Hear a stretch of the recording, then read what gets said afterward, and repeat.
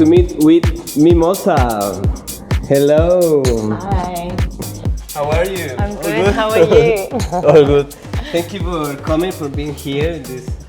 This is special for us because we start already make this collaboration between Cs.Auch and Cs.Auch in this great space. You know well, the New Guernica. New Guernica. I know this place way too well. I'm Yeah. so excited to be here. Thank you very much for coming. Thank you for having me. So, for start, I'd like to know what sparked you interested for the music and DJ in this. But you started in the school in Greece. Yeah, so I lived in Greece for my whole life and I moved here when I was 13. I went to a music high school. I always had an interest in music. I felt like I could seek shelter in music. Yeah. It spoke to me a lot, and all the times that I went through, I could find inspiration in music. I played guitar and piano, Right. and I also sang. And my dad, who was a creative as well, always pushed me to pursue music. Wow, it's amazing, this story. You have the ear and I brain. have the ear, yeah. Music. Yeah. 18 is a big number for being here. You come. I moved straight to Melbourne. Yeah. Straight to Melbourne. Yeah. And how was it? 18 here is so different to Yeah, Greece? it's so different because I'm from a very small island. So in my island, it was that small that we only had one cinema in the whole island. And you come to Australia and there's like a million cinemas. So population very small. We didn't really have many resources. So it was very different coming to a big city and adjusting. But I do pride myself in adjusting to different climates. So I didn't find it very hard to fit in. I like a challenge, so I was ready to go. I studied English when I was there. So I did come here speaking the language, so that made it a bit easier too. Yeah. Yeah.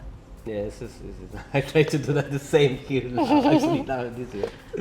But It's yes, so it's good. great. The brain changes, you know, when you learn. I know. So the language is so hard because you continue learning like all the years. I don't know. Yeah, and because I speak English mostly now, and all my family is still in Greece. Oh, yeah. I don't speak Greek with anyone here, so I've lost a little bit. Yeah, How do you feel for that? I feel sad. I feel sad, but I mean, I call my grandma on the phone a lot, and we have conversations. But if you ask me to write, it would probably take me a while. Yeah, Wow. to try and write something. And do you think maybe these things in the idiom have connection with your music, with your DJing? I don't know. You try to maybe involve the Greek the roots maybe in I definitely feel like I communicate through music, not necessarily with my sound because I don't really see a connection there, but I do try to communicate emotions with the music that I play, and just being able to have that connection with the crowd as well, just making sure that they can feel what I feel. So yeah. This is important. Actually, this is one of my questions, but we're gonna have this bag. This is amazing. You can pick one, but I don't know. We see. Okay. This one. What is that? You can read it. Okay. Okay. Would read it. you like to try the path of production at some point? And the answer to that is yes. I actually, in the future, I'm hoping that I can produce my own music. And like I said before, I sing. So my goal is to be able to put my own vocals on top of songs. And I also would really love the idea of being able to live sing and DJ at the same time. So maybe hum and add that into songs while I'm performing on stage. Yeah. But yeah, I would love to be able to make tracks and put my own like vocals into it. Yeah. That's the goal for me in the future, once I can figure out how to. Yeah. The vocals is so important in the music, including electronic music, because you can connect with the audience actually. Yeah. With the people. It's not you can connect with only with the music. Yeah. As well, but if you include the microphone, it's changed. I think. I have one story about that because I have a very good friend in Chile. I'm from Chile. So this guy have like a half DJ set, a half full songs because the guy sings. So when the guy rack the microphone and start the show with the microphone, they have like, I don't know, the last hour. Every people is in the like dancing, like DJ set, very good, and then hello, what's up? And everybody turn around and start to see and they start new. It's like a new show, you know, because like okay, how do you feel? Everything good. You have connection. You can ask, how was it? Yeah, exactly. You know, you all have the people connection. start looking at you. So this changes. It's not it's not that dance floor. It's not like a concert. You know, it's weird. When I see this for first time, it's, oh my god, this guy. Yeah. It's already done. It's and sing the songs and the electronic bass, something like that. It's amazing. Especially nowadays where I feel like we all look at the DJ when we're dancing. Yeah. It creates that extra layer of like, okay, well now you're actually looking at me for a reason, you know? It's not so much about having the spotlight on you as an artist, but it's about connecting and really taking people on a journey. Yeah.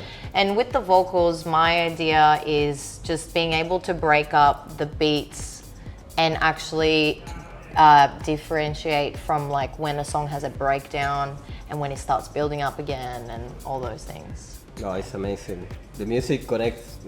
I love the music. So that's why we're here, because I like to know what's the history behind the music. Yeah.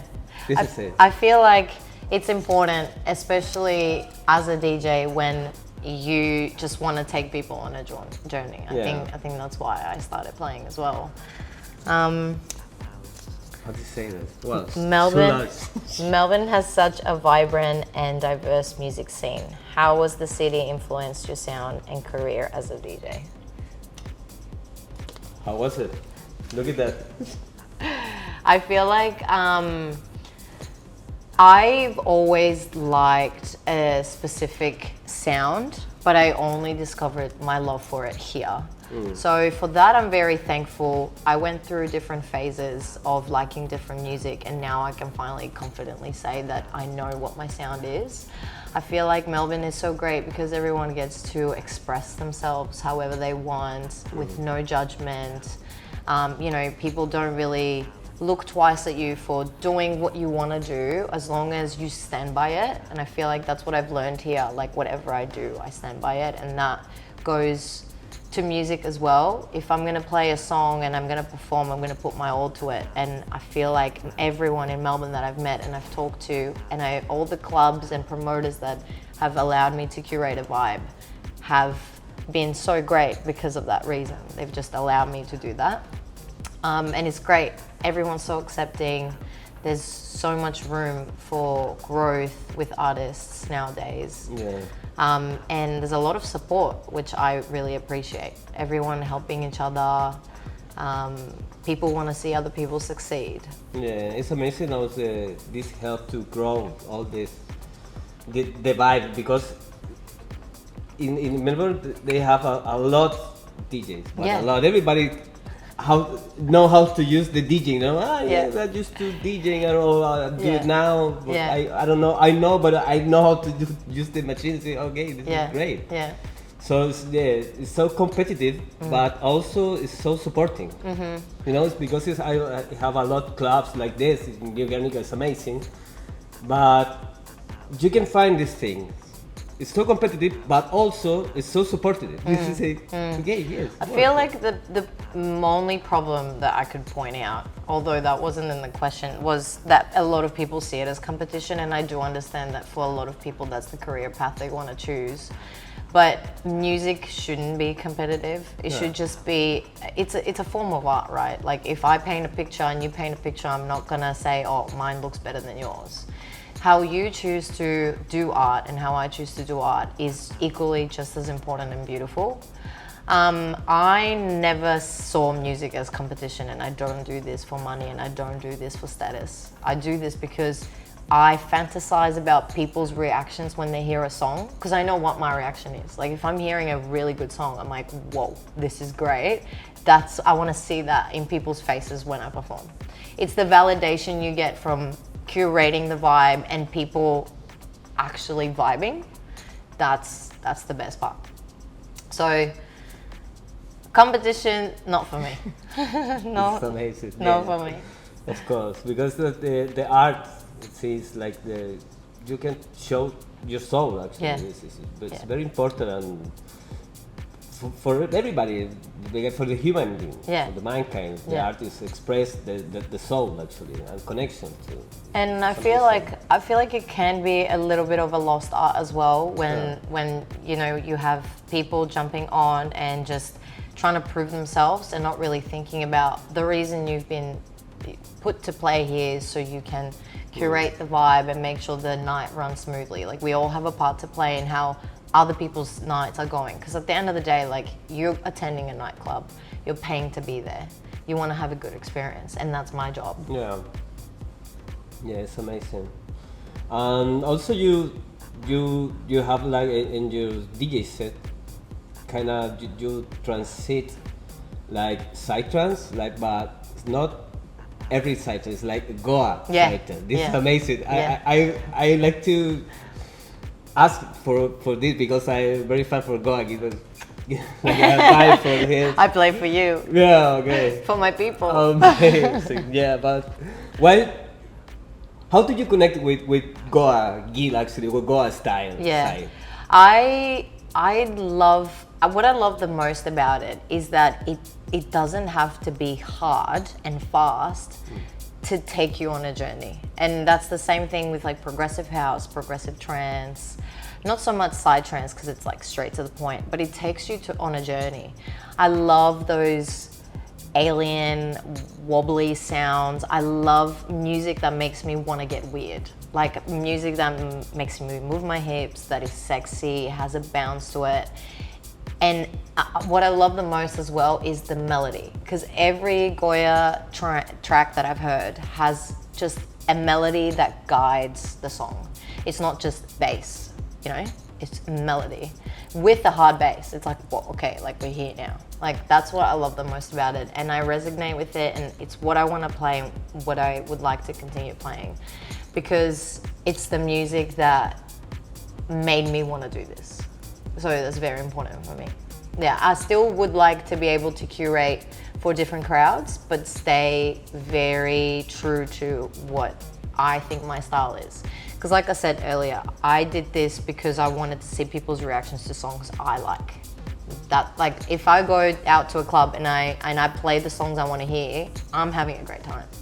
And as long as I can tell that everyone is too, that's all that matters. Yeah, and you can feel the vibration. Yes, the crowd. it's just amazing. That's the whole point, like just the journey of it all. And like usually Goya songs have like a very long, intricate intro, and then it goes into the melody and then into the bass, and then like for 2 minutes you're just transcending, really. That's what it's like. And then it has an outro, and it really is like a journey from start to finish. Yeah, if you're thinking like in Goa Gil, this gig like 14 hours, like 23 hours. You see, you don't need to drop all in 1 minute on the first 10 minutes. You have 40 hours. So for this journey, so you can take quiet, like a little bit of chill, and then start, and then build it go up. to the stars, and then back again, chill again, and then go again. Yeah, this is amazing about them. Go again. Actually, I have one question about the Go again, but I think it's already made. Okay. Do you like to pick the last one? Sure. Oh, I picked too many. No worries. Okay. In such competitive city with so much music proposal, how do you manage to differentiate yourself from other DJs? I think we already responded. I feel like we already did. Like it has never really been about competition for me. I do appreciate that there's a lot of talent out here. But I think honestly, building a brand for yourself is what I feel has gotten me the gigs that I have played at. just because my name is Mimosa, like I've done little silly advertising things, like, I don't know, me posing with a mimosa, or like, you know, me putting the name everywhere and like really playing into that I'm named after a drink thing. Because when people read the name Mimosa on the flyer, because it's so unique as well, I want them to just instantly think of me, like, oh, I know who that person is, you know what I mean? Also staying true to my sound, like not playing for a club just because I want to play for a club. I'll play for a club in a set time that suits my style, and not really selling out in that sense. And also building relationships, like making sure that I know who I'm playing for, they appreciate me because I am good at what I do, not because I'm a female or because, you know, I'm someone on the scene, someone random.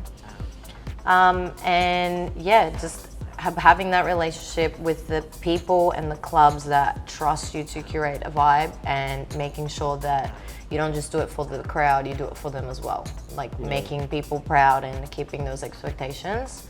I think that's it really, and just being very persistent. Like at the start, I was really beating myself down because I struggled with really bad anxiety.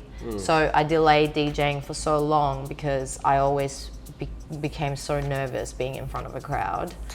So being able to challenge myself, it's too hard. it is hard.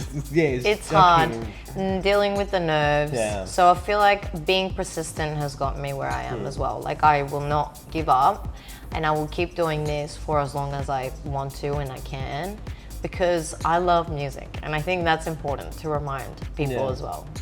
And the good thing in the electronic music, you can swing, I don't know, you can change, you can play, I don't know, side, you can change. Trance come and go all the time. I don't know. House. You can mix all if you want to. What? All good. No?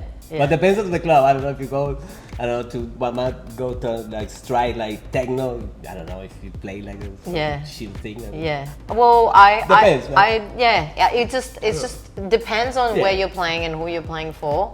But like I said, just being like staying true to the style. Because at the end of the day, if you're gonna book me to play house, I'm probably not gonna play it because I won't enjoy it. Like I like house music, but I don't want to play it. You know what I mean? So you need to pick up one style and go for it.